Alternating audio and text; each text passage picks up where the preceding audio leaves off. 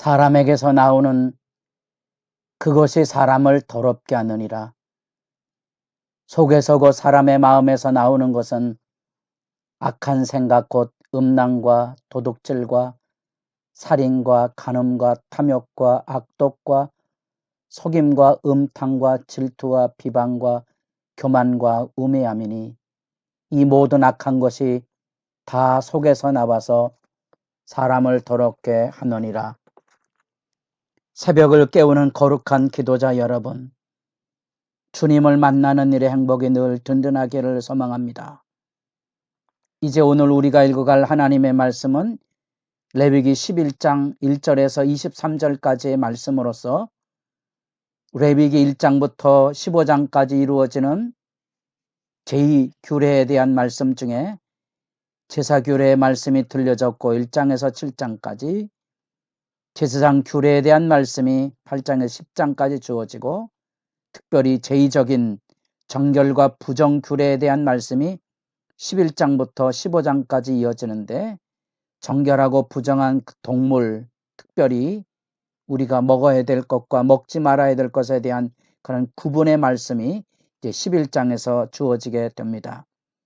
그 정결한 짐승과 부정한 짐승, 특별히 그것을 먹을 수 있는가 없는가, 또 그것을 어떻게 우리가 처리해야 되는가, 접촉했을 때의 부정함, 다양한 의미가 있는데 이런 기준이 뭘까에 대한 나름대로의 구분을 우리가 만들어야 이해를 하게 되는데 그런 기준을 정확히 알기 어렵다는 사실이죠.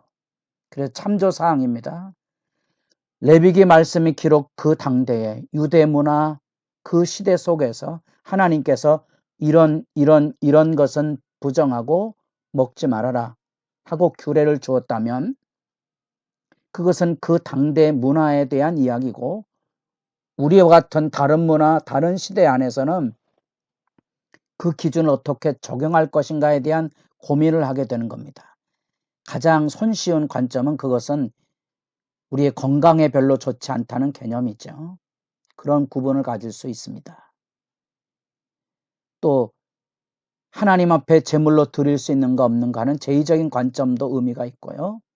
그 도덕적 윤리적인 관점이라는 것은 그 동물의 성향과 상징이 생명과 죽음이라는 그런 의미를 가지고 특별히 그것이 초식동물인가 육식동물인가에 대한 관점을 우리가 생각해 볼 수 있고요.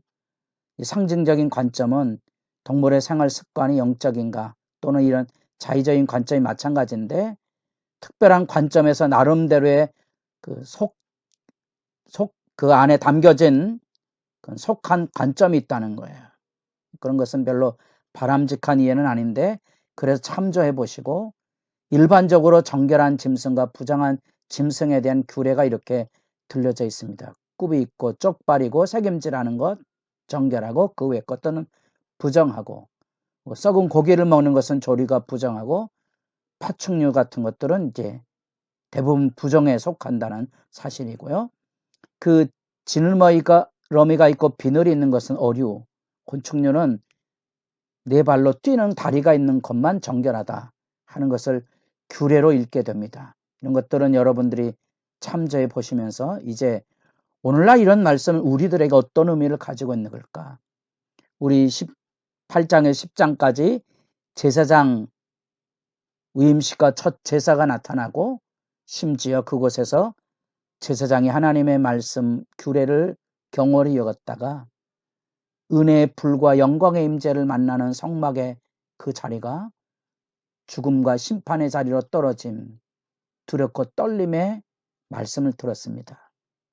그렇다면 그 제사장 본분의 1차적인 사명이 뭔가 하니 10장 10절에 거룩과 정결을 구분해서 가르치는 겁니다. 그것을 교육해야 되는 거죠. 그 우리들이 살아가는 일상, 의식주의 관점에서 그것을 적용하는 부분이 11장부터 15장까지 제2적인 정결규례에 대한 말씀입니다. 이것은 이제 우리가 하나님 앞에서 하나님의 백성으로 복되게 사는 삶의 모습 안에 당대의 세상 문화하고 구별된 그런 삶의 정결을 요구하고 있는 신앙 수준의 이야기라는 겁니다. 절대 규범이 아니고. 그래서 절대 규범이 되면 그거는 정죄하게 되고 그거는 철저히 금하게 되지만 그 안에는 관용도 있고 수용도 있어야 될 만큼의 나름대로의 적용점이 있는 겁니다. 그런 것들을 이제 이후에 신약 성경으로 넘어가 보면 예수님께서 무엇이 거룩하냐 거룩하지 않느냐는 이런 구분들을 마음의 동기, 사람의 마음에서 나오는 악에 대한 신앙 교육의 관점이 있다는 사실이 밝혀지거든요. 이런 일을 하는 목적은 그런 종교적인 규례를 실천하는 것이 1차적이지만 그것의 직접적인 교훈은 그래서 마음이 하나님 앞에 생활하는 마음이 언제나 정결로 죄와 사망과 미움과 분쟁으로 치달아가는 야욕으로 움직여지는 세상 문화에 말하는 것, 행동하는 것에 먹고 있는 것, 그 모든 것에까지 주의하게 하시는 분별의 신앙 교육의 의미를 가지고 있다는 것을 기억하시면 비록 어려운 부분이지만 우리가 읽어갈 수 있다는 사실입니다. 하늘과 땅의 위와 아래 또 물 이렇게 4개 영역에 갇혀 각자의 영역 질서를 우리가 생각하게 됩니다. 하늘을 나는 것. 그러나 그것은 죽은 사체를 먹지 않아야 되는 창조적인 질서를 우리가 충분히 생각해 볼 수 있는 거지요. 땅에 있는 것도 일반적으로 이제 초식 동물이어야 하고 특별히 그것은 책임질을 하고 굽이 갈라져 있는 그런 기본 질서를 지키는 그런 의미를 그냥 추론해 보는 겁니다.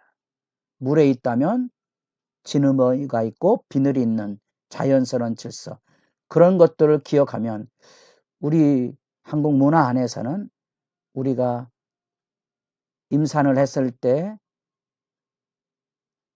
태교 교육이 있는 것처럼 조심스럽고 아름답고 건강을 지키고 유의해 봐야 될 그런 이야기들이죠.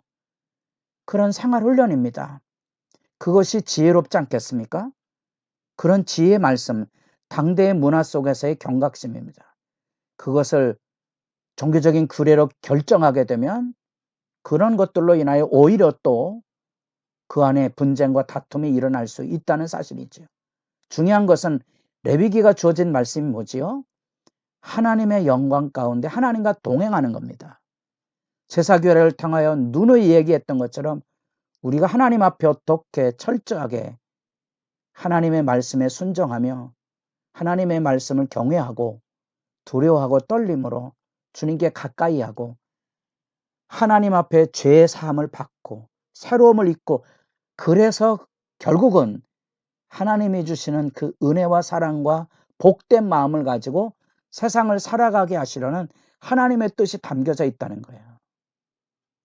근데 이건 나쁘다, 이건 옳다 이런 기준을 가지고 사람들을 정죄하고 심판하고 구분하는 것은 굉장히 조심스러운 그런 자세이거든요. 그런 점에서 주의 분별을 일깨우는 거고 무엇을 먹을까 먹지 말아야 될까 이런 구별을 하면서 하나님 앞에서 내가 하나님의 백성으로 복된 마음을 사랑의 마음을 가지고 살아가느냐?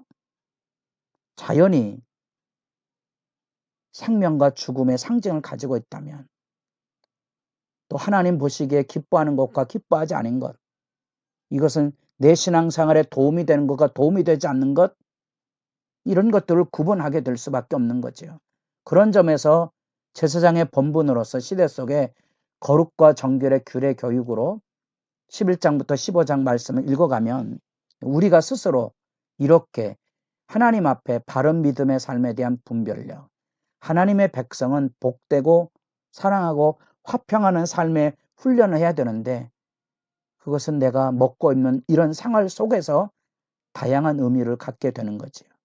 이런 것은 하나님하고의 관계뿐 아니라 이제 사람하고도 우리가 결혼을 하면 부부 간에도 서로 간에 식성이 다른데 서로 유의하겠죠. 조심해야 되지 않겠습니까? 그것이 강제 규범입니까? 그렇지 않습니다. 서로에 대한 존중의 훈련이고 사랑의 훈련입니다. 분별력이 필요한 거죠. 아내는 남편이 싫어하는 행동을 그런 옷을 입지 않는 것은 자연스러운 존중에 대한 이해지 반드시 그것이 율법처럼 지켜야 될 규례가 아니잖아요. 또 그런 것들은 선호하는 것과 관점의 차이니까 충분히 서로 자꾸 대화를 통하여 성숙해 가야 될 삶의 모습이라는 것을 기억하면 어떤 것은 하나님께서 금하셨다면 하지 말아야 될 것과 절제하고 수용하면서 우리가 어떻게 하나님 앞에 거룩하게 살아갈 것인가에 대한 일상 규범의 말씀으로서 여러분 여기서 먹어야 될 것과 먹지 말아야 될 것, 오늘날의 이제 초미의 관심사의 초점이 돼지고기를 먹을 수 있을까 없을까, 또 신앙의 관점에서 이해되지만 우리 문화 안에서는 돼지고기가 일상화되었으니까 조심하실 필요가 있는 거지요. 정죄하시지 마시고 또 자유롭게 드시되 항상 이렇게 성화취양의 일상 규범으로서 유의하는 분별력이 좀 필요하다는 사실입니다. 하나님의 말씀을 이해하는데 조금 더 성령의 도우심을 따라서 이 깊은 영적인 성화의 질서를 우리가 함께 서로 존중의 문화를 가지고 어떻게 이루어갈 것인가를 생각하시면서 주님 앞에 기도하는 시간 열려져 가기를 소망합니다.